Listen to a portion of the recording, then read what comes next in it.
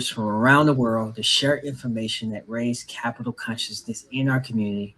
And for the past 16 years, we have a signature event called the Father and Son Red Tie Luncheon, where we bring together fathers and sons, grandfathers and grandsons, mentors and mentees for the sole purpose of connection. And a couple of activities that we have, one is breaking of the bread, when we gather together men in a safe atmosphere. We allow them share their hurts, their pain, and their successes so that through collaboration and community, we can encourage each other, empower each other, inspire each other to pursue whatever God endeavor, desire that has been placed on our heart. And with the fathers and sons, we have a couple of activities that us to allow them to share a deeper bond with each other that goes beyond parenting. Dr. Frank? Amen. Amen. Amen. Like I say, guys, I always say each and every week that we thank you, Fred. We we on for a good night, guys. We on for a good night. We on for a good night. I got my good friend on. He hasn't been with us in a minute. We're gonna be talking about mental health because we all know, man. There are different types of mental health that's out there. There's all kind of mental health. That majority of the time when you hear tell them mental health, 9 times out of 10 we look at somebody that's being crazy in a sense. Wayne, you still with us? Okay, there we go. I thought you left me there for a minute. Like a lot of times when you say what? Oh, I'm sorry. I said I had to switch to my phone. It was still like a little bit of a lag coming on my computer, and I wasn't on blank, so I just switched over to my phone. Oh, okay. Okay. So you good. You good. So like I said, a lot of times the guy when we talk about mental health, first thing comes out of mind, we feel like talking about people crazy. That's not always the case, man. It's a lot's going on. It's all kind of mental health. There's spiritual health, there's physical health, there's social health, and there's purple health. There are such things called mental health, but that's something can be dealt with. That doesn't mean that you're crazy, because the Bible even because everything can be fixed. Sometimes it have a lot to do with our situation. Sometimes if we change our situation, we could change our condition. And so like I said, Bible plainly tells us in a Roman 12:2, it said, "Be ye transformed by the renewing of your mind." If you continue to working on your mind, everything else will take care of itself. The greatest battle most people face is not necessarily on the outside. That the biggest battle we face is not on the outside, Brother Wayne. The biggest battle we face is on the inside. It's dealing with our mind. So that's why it's so important that we have to protect our mind, because our mind is our GPS. That what carries us through life is our GPS. Because there's just look something just to let you know how important your health and your mind is, because majority of the time when you fall or somebody throws something at you, first thing what you gonna do? First thing you do just automatically you're gonna do one of them numbers. You're gonna try to cover up that head, you're gonna cover up them brain, because that's where your mind is, and that's just your GPS. If that damaged, your whole body is damaged. So you have to continue to exercise your mind every day. So that's why it's so important. You got to watch what you allow into this space right here, into this head space. You have to lie what you're coming in, because it will affect you one way or the other. So that's why it's so important. You got to be careful what you read, Brother Wayne. You got to be careful who you listen to. You got to be careful about what you watch, because all of that plays a part on your mental. So you got to be very careful, because it'll get a stronghold on your mind and you don't even realize, man. So next thing you know, you living in hope, and you living in fear and all this, because so many people live in fear and they don't even realize they operating out of fear until their life is sometimes just completely messed up. And so, like I said, it's just all kind of health, all kind of mental health. When you're dealing with health, you ain't necessarily just speaking of mental health all the time. Like I said, it's all kind of different health and everything. And all of them goes in conjunction with the mental, pretty much. So, like I said, I'm not the expert. I have the experts that's on here tonight, and he probably looking at me crazy, saying, "Man, be quiet. You don't know what you're talking about." And so I'm gonna bring my brother Lightworker Wyane on, and let him share with us of what is mental health and his experience and what he has learned, what it is, and He has helped people down through years and how they could come back from some of the things that they're dealing with in life. You're going to share with us in his own way what is mental health. So, Brother Wyane, come on, man. I'm not gonna read your bio. I'm gonna let you share with us. When people hear Lightworker Wyane, what would you like them to think of about you? How would you like to be presented? How have you brand yourself? What brand would you like for them to think of when they hear tell of a Lightworker Wyane? A man on a mission, a man to inspire, a man to heal, a man to motivate, and a man, finally, a man to bring light to them. Amen. And that's it. Simple. That's it. Simple and plain. Yeah, plain and simple, to the point. Don't make it complicated. Don't make it complicated. So, what are some of the things that some of the biggest things you have to deal with when it comes to mental health? You know, what are some of the things you have to deal with on the everyday base when it comes to mental health? So, matter of fact, what is mental health? What is mental health? Talk to us about that. That was a good way to start. So, mental health is the condition of the mind. It's the strength of the mind, the power of the mind. It can also be defined as your emotional state. It could be defined as your cognitive state. All that encompassed when we say the word mental health. And to put it in a simple way, just think of your mind. Your mind is the operating system of your body. So, being that it's the operating system, just like a computer, sometimes it deals with viruses. And sometimes you have to do a software update. Sometimes you have to update your software, just like on your computer. You have to update your mind. You have to update your perspective. You have to update your knowledge, your learning, and you have to clear out the viruses that might be affecting it. Garbage in, garbage out, right? So when we think of our minds more like a computer, it becomes more, we understand the process. You have to do computer check. You know, you have to make sure your software is running, that it's not crashing, this and that. That's the maintenance of the computer. You have to do the same with your mind. So mental health is your emotional, your nervous system, right? All that, and how you respond to stressors, triggers, how you respond to stimulants in life, and the condition of your mind. That's good. That's good. So when life get difficult sometimes, you know, like especially nowadays in time when life is so difficult, so many people going through some things, they don't know how to deal with it. You know, so how would they deal with mental health, you know, like on an everyday basis, like when they get so, I know you say garbage in, garbage out, but in this days and time, seems like garbage stays, garbage in, garbage stays. So how do they really deal with it, man? You know, like best way to deal with it is finding someone that need to talk to, someone they can confide in, or they just pray, or what, or spend time alone to themselves, meditating. What are the best way to deal with mental health? Anything dealing with mental health requires action, right? You know, so when we say, you know, faith without works is dead, we got to put that work in the mind. So if somebody's dealing with mental health, whether they're dealing with a stressor or a trigger, or whether if they're dealing with the day that's heavy on them, right? It's one thing is, as a certified peer specialist, mental health clinician, I teach coping skills.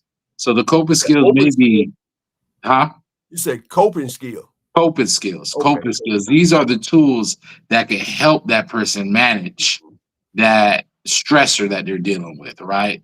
So this may be exercise. This may be going on a walk, maybe going to nature. This may be praying, then journaling. This may be talking to somebody, but definitely in anything, if an individual is dealing with, especially an ongoing occurrence of mental issues, right? They're going to need a certified peer specialist like myself with lived experience, or you can either get a therapist, some sort of to help you go through these thoughts, to help you reflect through these thoughts that you're having, these narratives, right? But here's the thing I want to also touch on too, Pastor Frank. A lot of people don't realize how vast mental health is. So people only think, if I'm not dealing with no stressors today, right? If I'm not arguing, acting crazy or whatever, I may not need counseling. That's not necessarily true. Like in this world, and I'm going to use this topic, right? I'm going to use this topic. The whole thing going on with my generation with the whole man versus women, right? The whole thing with the gender wars, right? Mm-hmm. A lot of people don't realize that is rooted in mental health. Why? Because it's a lot of overgeneralization and black and white thinking. And these are cognitive distortions. They're mental illusions, but people believe that. They hear something on the internet, they might have experienced it one time, boom, they put every woman in the same box, overgeneralization. Right? And that's where we're not looking at the facts. We're not looking at the evidence. We're taking one situation that's called confirmation bias, one situation that's proved, right, your bias, your notion, and you put a whole population in the box. And then you think they all act like this. That has to deal with mental health. And a lot of people, when they hear mental health, they just think of it in one facet. Right. They don't think of it in the grandiose scheme. Another thing, wars, right? When wars put out propaganda, right? Like, let's say the whole thing with Vietnam War, to get the Americans to be able to be more in support of the war, they started putting cartoons stereotyping Vietnamese people. Cartoons, banners, this and that. That was psychological programming. That deals with an aspect of mental health. They had people believing in a certain narrative. Wow. That way they could push the war better. So when we get into mental health, people only think of it at the level of, oh, this person has suicide and need to go to the psych ward. Or these two couples in Walmart arguing and she throwing desses and chips and potatoes, right? A lot of people don't realize how much, when it comes to the mind, how much things are in or play and that affects your mental health.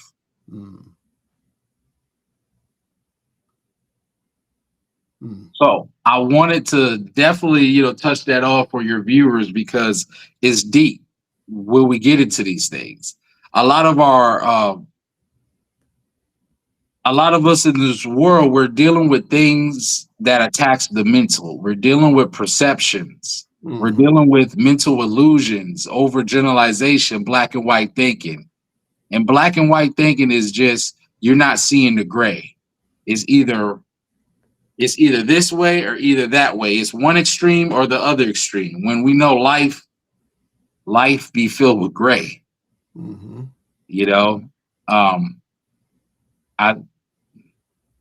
To also make my point, I'll say this. When we look at racism is a cognitive distortion. Racism is a mental illusion. Not racism used as a system to attack, but let me use a better word. Prejudgment, right? Biases. When somebody thinks of this whole group, this whole population, right? They might have seen a movie or a real life experience that confirmed their bias, you know, that confirmation bias again.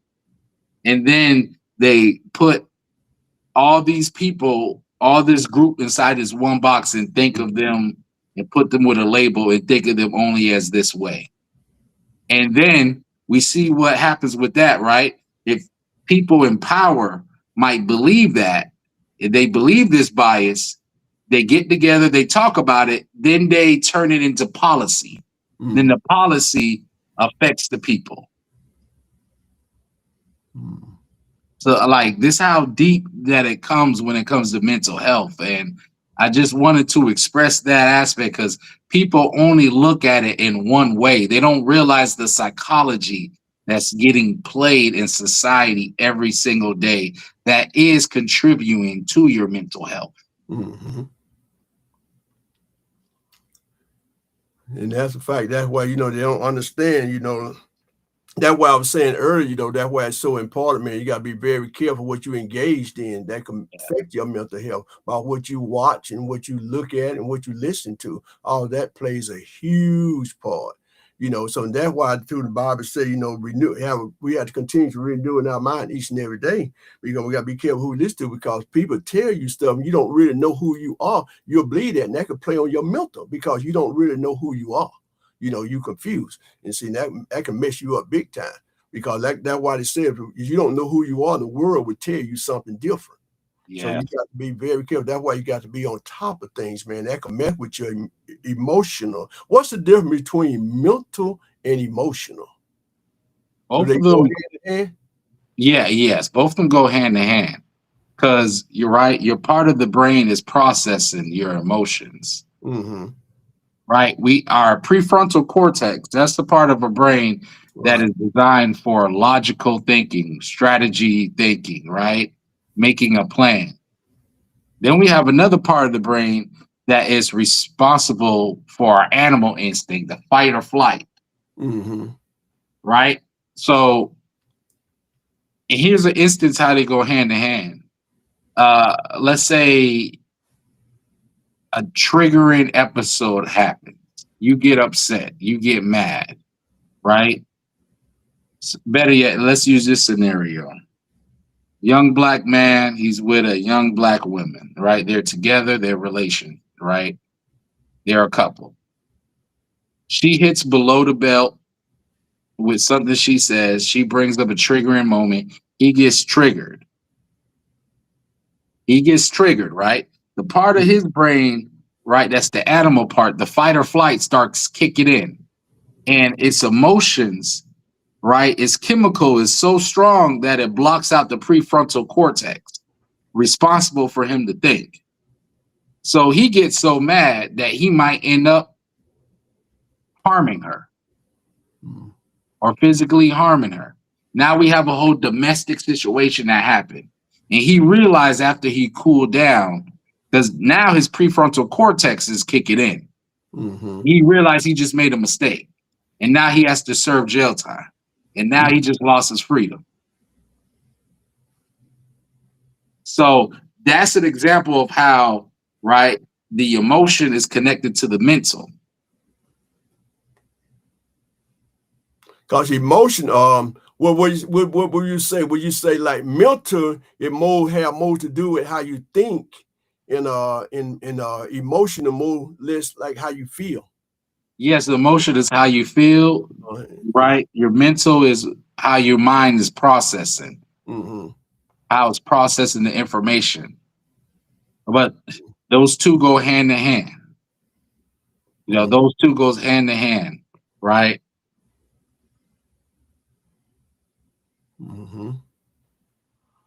So, go ahead. Go ahead. I'm waiting on you. I thought maybe you were waiting on me. Go ahead.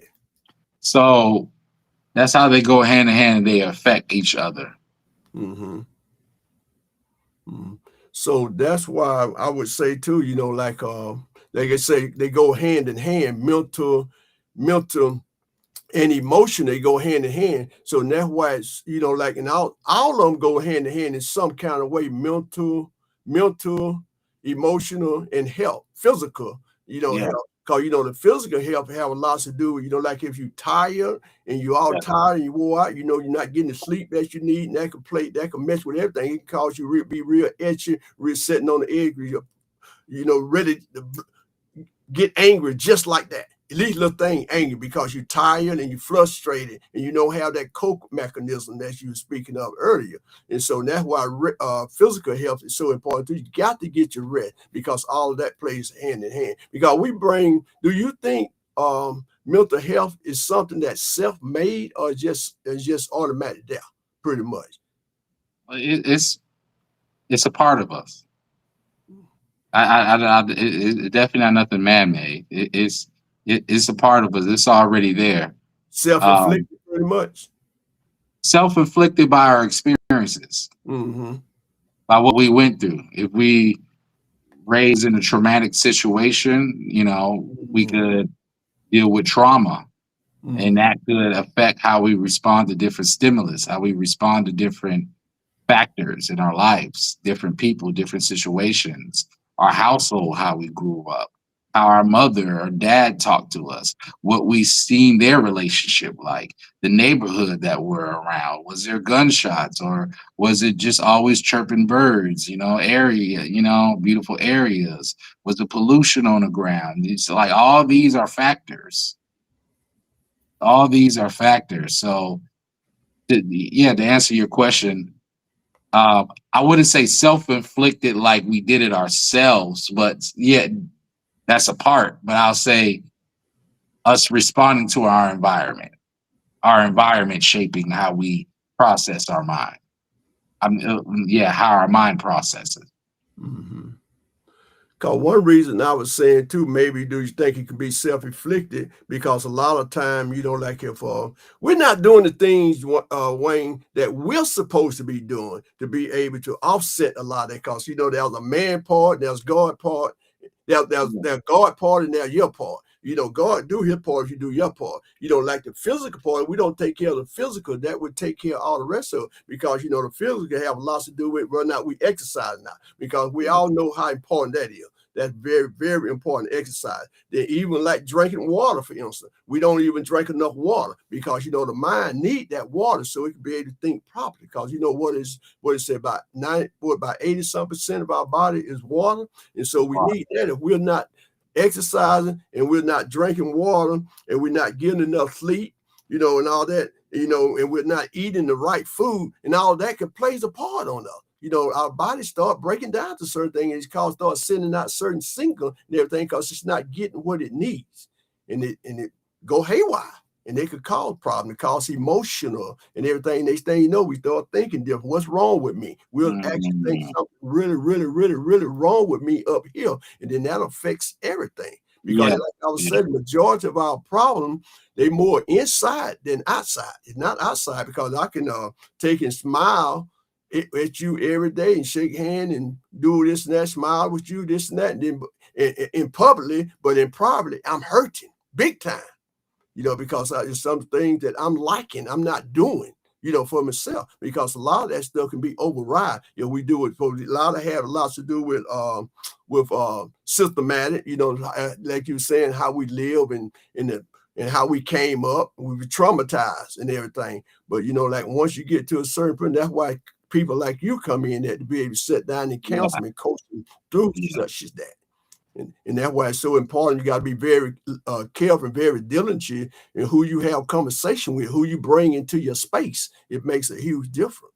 Because that's why I say, like a lot of times, tell me if I'm wrong when I say this. Like a lot of time when people call me, they'll say, Frank, I need to talk to you, man. And I got issues. I said, let's stop right there. It's you. It's you, because, you know, like a lot of times, like a lot of our things that we can deal with, we just choose not to deal with to a certain degree. We just look at the surface. We don't go deep. We don't take no deep dive into what it is that we actually dealing with, because we got the mindset. We can pretty much deal with anything. You know, we got to have that coping mechanism. You know, we got to be critical thinkers and all of this. You know, you got to know thyself. The Bible said in all that way, know thyself. We got to believe I'm an overcomer. I can overcome anything. So when they called me and said, Frank, I got issues, man, I need to talk. I tell them, I said, stop right there. I said, you're right, it's you. Because whenever you have an issue, Wayne, you have to deal with that issue, because if you don't deal with that issue deal with you. And then when that issue starts dealing with you, you become your own issue. When you become your own issue, you got issues. You know, so that's why I said a lot of times it's self-inflicted, because they have lots to do with like your environment and all this and that, what you're applying into your space, what you see, what you watch, you know, what you listen to. It makes all different in the world. Yeah, and that's true. I was thinking of self-inflicting in another context, but that's definitely true. And this is where the personal accountability comes in. You know, because here's the thing, right? And I deal with this with a lot of my clients too. They will use their mental health as an excuse to excuse them to do certain behaviors. Why they, like why they, you know, flipped out at Walmart and start cussing people. And that ain't the appropriate way to handle that. I understand you were stressed, you dealt with a trigger. I understand that, you know, you might have a certain diagnosis, but this is why you're in therapy or counseling for. This is where you got to use that coping skill and handle that. All of that support. This is where that personal accountability comes in. Because regardless of what you are diagnosed with, regardless of what you have, at the end of the day, it takes you to fix it. Come on. It takes you to fix it. And that's where that personal responsibility, that accountability comes in. You got to fix it. And, you know, that's the same thing with the health, right? That's the same thing with your relationship with the higher power, with God. It takes you. It's the same thing with mental health, you know? So I'm glad you talk about that with the self-inflicted, because we all are doing actions, and you know, it's times where we're not always operating in our best selves and our best form. Absolutely. And you know, we're doing certain things, making certain decisions, moving a certain type of way. We might be dealing with the stress of the day, and you know, if you decide to drink those 3 beers and then get behind the wheel, you know, and you're impaired and you're driving, that's a bad decision that you're doing. And that's going to affect your mental health. You might be driving intoxicated. You might be driving like, oh, I'm on the road, I need to slow down. And now you're super paranoid, right? And that's raising the stress, that stress hormone inside of you, you know, and that's creating a whole situation as it is. So, yeah, personal accountability is necessary when it comes to in this mental health talk. You know, we gonna have grace. We're gonna have grace. Okay, you know, you're dealing with your triggers. We're gonna help you with that, but we're going to present it to you like, hey, this is not. You're not gonna give in to victimhood. You got to rise above this. You got to learn how to manage this using the coping skills, using the counseling, the therapy.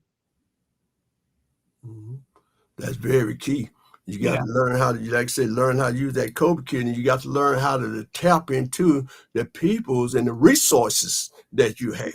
And that's very key. That's why I was just speaking earlier, Lightworker Wayne, about how you got to continue to stay in close proximity with yourself, you know, in all the ways to know thyself. So that's why you got to be careful who you bring into your inner circle, in your inner circle. That's very important, man.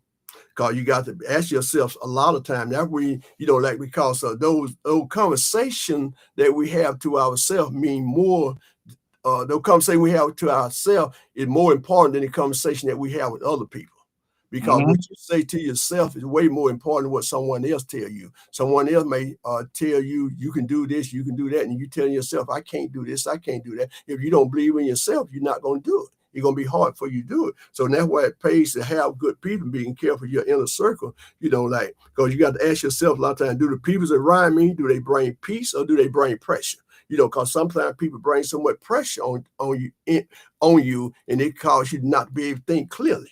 And so you got to be very careful who you have around you. So that's very important, man. You got to ask yourself, my circle, the people that's in my circle, do they bring peace or do they bring pressure? That makes all the difference in the world. Do they encourage growth or do they encourage drama? It's in my life. But we got so many people that bring drama. Sometimes when you see certain people coming, you just automatically think, oh God, that's drama coming. And so you got to be very careful. That emotion and stuff, that stuff will literally kill you, man. So that's why you got to be in close proximity with yourself, because your circle becomes your ceiling.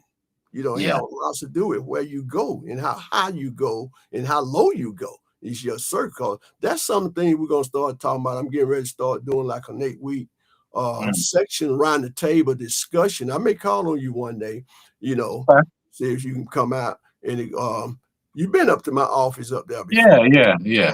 We're going to got some starting this Thursday. We'll start bringing some young guys up there, and we're going to start talking about your circle becomes your ceiling. That's our round the table topic. We're going to be talking about various things. And so like for you can maybe come up sometime and share some things with them. So that's very, very important, because the people closer to you, they often influence how high that you go in life. It has a lot to do with how low you go. Because the best advice I ever had in my life was to surround myself with people that doing great things. Why is that? Because it'll rub off on you. If you run, man, Wayne, you can be the dumbest one in the circle, dumbest one in the room. And if everybody else is brilliant and just achieving and all this and that, that'll start causing you to start thinking different. What is that I need to stop doing, and what do I need to start doing? But you have to be control of that, because you could look at that and it could cause you to have some kind of emotion, could have a nerve breakdown, because you feel like you're not worthy. So that's why I say the things you say to yourself mean way more than what someone else say to you. So you got to be on top of your mental, man, at all times. And so you got to continue to keep them all in check. Your mental, your physical, your social, mental, and everything. All that stuff goes together. Your spiritual, even there's a purpose health. There's a purpose health. Things you do on purpose. Like people, when you wake up in the morning time, you got to ask yourself, who can I help today? Certain stuff like that, all the stuff like that does something to you. It make you feel good when you done help somebody, man. That's good for your mental. Yeah, I call it, with everything going on, we need a higher form of mental health. We need Magnus mental health. And I'll talk more about it in my book that I am writing currently right now, The Guide to Manifesting Magnus Mental Health. It's a book that will highlight practical steps to be able to help maintain and to have a higher level of mental health. Based on my 6 years of clinical experience being in this field, plus being diagnosed with ADHD and going through mental health issues as a young kid to even a man when I was getting a divorce and deal with my episodes of homelessness. Right. So we need a higher level, definitely dealing with this new generation, because the suicide rate of young Black men has reached an all-time high, man. And our organization, shout outs to my brother, Director UEG, Rewriting Our Mental Stories. We service both men and women, so we don't just focus on the young men, but we are mentors to a lot of young men, right? And they're really going through it, right? They're in a different age, different world. So we just need a different approach, and that's what I'm gonna help bring. So we all need to obtain Magnus mental health. a higher level, greater level. That's why, too, Lightworker, we have an obligation to reach out and help our young people. That's the reason so many of our young people act the way they act. They act like a misfit because they don't know where they fit. You know, a lot of them have ADHD and they don't have a clue what they're working with. They don't have a clue what ADHD is. Yeah, they think it's normal, man. You know, and so that's why we as an adults, God didn't keep us here and then allow us to go through what we went through just to keep it to ourselves. So we have an obligation, Lightworker, to be able to give back to our young people. That's why I do what I do, man. That's why I do. I love these young people. I made a vow to God when I was a little boy because I grew up very poor, you know, probably had ADHD, didn't know what it was, never didn't even hear that term back in the day when I would come. There were terms like that, mental health, even though we didn't when we heard someone had mental health, we looked at them as crazy. When you heard mental health, yeah. We have a thing called Milledgeville. You ever heard of Milledgeville? No. You know, the Milledgeville was a mental institution down in Milledgeville, Georgia. You know, and said, boy, he got mental problem. We're gonna send him to Milledgeville. He ready for Milledgeville. Milledgeville. That when we say stuff like that, that means they were crazy. Milledgeville. That's why it's nothing at Milledgeville. I've been to Milledgeville before. Oh, really? Yeah, the biggest thing was in Milledgeville was the mental health. Wow. Okay. Yeah. Wow. This is because I did a couple of weeks of school there. Oh, did yeah. When I went to Georgia Military College, and I was in Milledgeville, and you know, this is before I even pursued mental health. But I just find it kind of ironic with what you said, and me being in the position that I am now, and me actually being in that town for 2 weeks, and there was nothing to do. And, you know, the only attraction there was the college, and that's all I know of. You know, I didn't know it was a whole institution down there. Right, wow. The whole institution, Milledgeville Institute was down. When it left, pretty much everything just went down. Because a lot of people had jobs and worked there and this and that. You know, Milledgeville was huge, man. Because when people had mental problems, that's why they would send them to Milledgeville. Okay. Wow. Wow. The history of that. Wow. So like I said, man, you know, like we got work to do, man. God didn't, like I said, he didn't allow us to go through this just for us to say, I made it, I came through it. He allowed us to go through it so we can reach back, you know, and bring someone else along, man. Because we're doing the disservice when we don't reach back and help our young people. Because that's why I said that's the reason suicide rate is so high, because they don't know how to come back. Because a lot of these young people, they act in the way they act because, like I said, that's their environment. That's all they know. They've been living in that environment all their life, and that's all they know. Just like you said, they traumatized, hearing gunshots every time, going to bed hungry a lot of time, and being screamed at, not being loved. Nobody tell them I love you and you can do this, and I believe in you. And they don't hear stuff like that, a lot of these kids. Because I was for the past 3 years, I've been going to this certain school. I goes over that every Monday, and I had them to pick out. First time I went by there, a Lightworker, Wyane. I couldn't really minister to those kids. Simple reason, because it was so disruptive and it was just unreal. They fighting, pushing one another. And I'm 30 trying to put out fires, man. You know, when I left, I didn't get a chance to share with them what I had prepared to share with them. When I left that, Wyane, literally, I was tired. I've never been that tired talking to a group of kids before. When I actually shed some tears, man, because my heart went out for them kids. It's not their fault. So then I called back over to the school and I asked the staff, you know, could they give me at least about 10 of the worst kids that they have, and I want to come in there on a regular basis, because these kids need working with on a regular basis. Just coming in one time, speaking to them, going about my business, that's not going to get it. They need drilling. They need drilling. Yeah. And I said, I want the 10 worst kids that you all have. They said, the worst one? I said, absolutely. Because if you're not sick, you don't need a physician if you're not sick. So I want to reach the ones that really needed it, man. And so they picked them. They asked me, could I do 20? And I said, sure. Because they gave me, I did 2 different sections. And man, and it made a big difference in a lot of those kids' lives. Man, when I go by that, man, it got to a certain point. When I first started, they didn't want to be in the class. Then after time progressed, after a few weeks, man, when they see me coming, all of them just run and just lock on around me. Wow. Okay. So Okay. That's a good change. So that's all they need, man, is someone to show them that they love them, because a person won't know how much you know until they know how much you care. And that's huge. And not enough of our kids, man, being shown love, man. Very important. And too, I want to also include the suburban kids too, because a lot of them are, deleting themselves as well too, even though they come off from better circumstances. It's still a void, and some of their struggles is different, but I want to acknowledge them as well too, because they're going through it as well, mental health wise as well. So, but yeah, the youth is the next generation, and the youth needs us, and the youth needs us to be able to meet them where they're at, right where they are. Yeah, and whether that's music, entertainment, arts, or Yeah, I agree.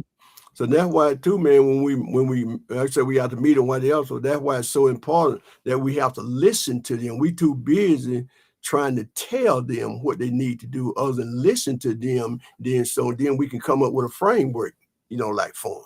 And because we go, hey, you need to do this, you need to do that. We need to listen to them, ask them, engage in questions to locate them and see where they are mentally. Because like I said earlier, when a child don't know where they fit, they act like a misfit.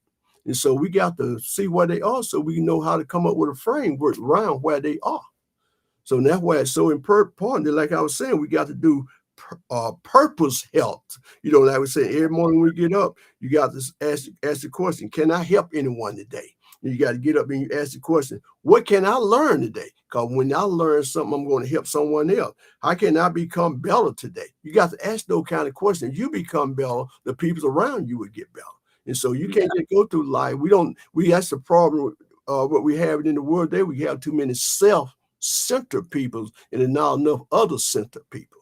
We need more other-centered people in today's world. Because man, we got work on our end. We got we got work to do. We got too many people trying to make names for themselves other than really trying to help people. We got too many, and we always think about is money, money, money. We started chasing that dollar other than trying to save our kids. We right here make all of this money, then we leave it to our kids and we ain't left nothing up here.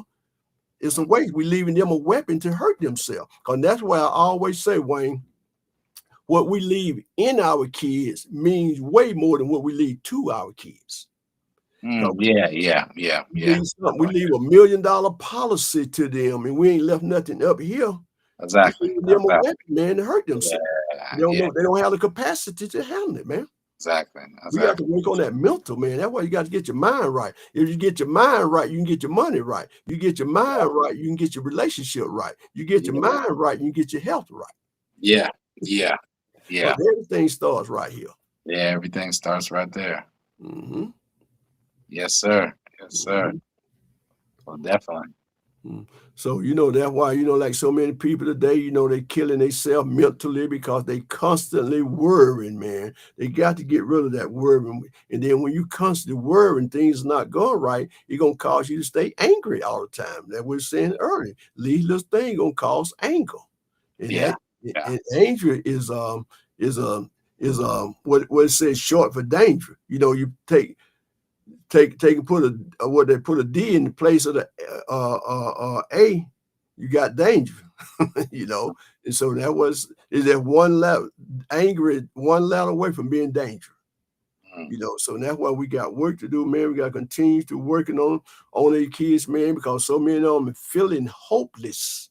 They feeling hopeless, and they will continue to feel hopeless unless people like you and I come along and grab them by the hand, and start pouring into them. It's very, very, very, very important, So when you feeling hopeless and anger and all this and that, you have problems sleeping at night. Like we were saying earlier, as you're not getting the proper rest as you need, they're gonna trigger all over into your mental health and your emotional. because the body means is very important, man. It needs rest. Yeah. You know? True indeed. True indeed. True indeed. You know, All right. Now, Pastor Franks came with the word today. As always. Yeah, along with you, my brother, along with you. Yeah. So I know you were saying like you had ADHD. Do you still feel like you have a form of ADHD? Yeah, but it's not as Prevalent. prevalent as when I was younger. Now I have you're better aware of control. it pretty much, and you can stay on top Yeah. of it. Yeah.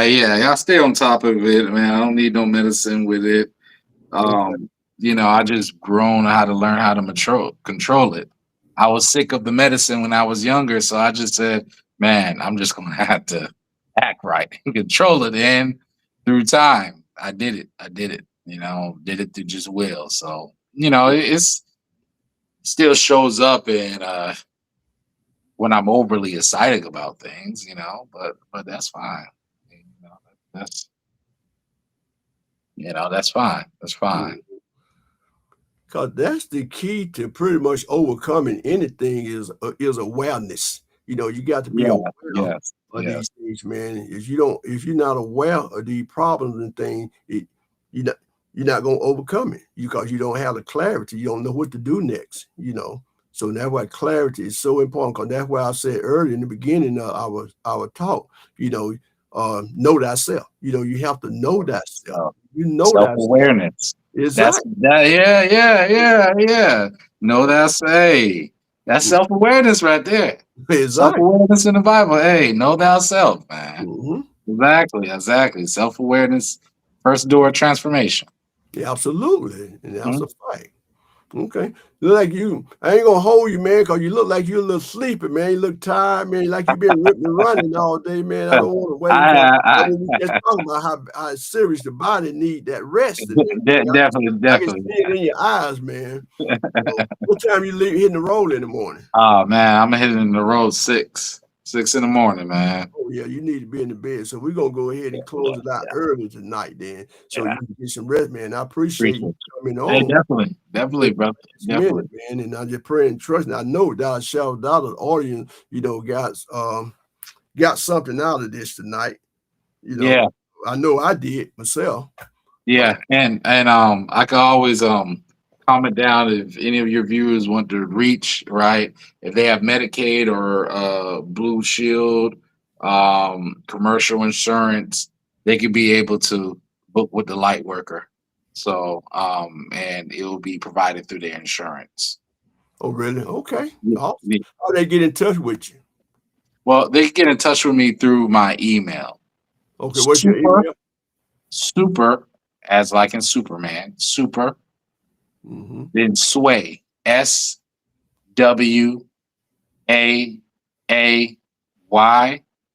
0623 @gmail.com. Okay. And as far as youth, I work with any youth 16 and up. Do you have what they come to the office, or you make house calls, or how that work? So it will be through digital, just like how we're doing right now, virtual. They can always come to our monthly events. We're going to start them back up in September, rewriting our mental stories. They can always come back to our monthly events and get the experience in person as well. Okay, I definitely got to bring you back again, man, when you're good and fresh, man, because this good, man. I like this right here. I appreciate it. Bring you with you. Yeah, definitely. Yeah, man. We could definitely lock in August, man. We could definitely lock in August, man. Okay, let's make that happen. Just like I say, and keep me abreast, man, of your events and stuff too. Because I want to come out and support you, man. Are there any last words you want to say to the audience out there? Mental health is not a stigma. It's okay. Everybody goes through varying degrees of mental health challenges. It's fine. It's normal. Seek help. Talk to somebody. Don't be ashamed. Amen. Amen. Amen. And I just want to add to that, I want to lead the audience with this right here. Your mind is like a garden. Your mind is like a garden. If you don't plant hope, if you don't plant peace, faith and trust, fear, doubt, and negativism will grow on their own. Those things will grow on their own. So we continue to guard your mind because your future grows there. But continue to protect your mind because your future grows there. Your mind is very important, guys. Because like I said, this is our GPS. This is what carries us through life. Yeah. So with that being said, guys, I love you, Lightworker Wyane, man. Like I said, I appreciate you, man, coming on, man, at the last minute. If I can be an assistant to you in any kind of way, give me a jingle. All right, then. Definitely. If I can do it, it's done, son. Hey, it's done. Done, son. All right, then, brother. All right, man. Love you, bro. Hey, love you as well. Appreciate you. Safe travel, man. Enjoy. All right.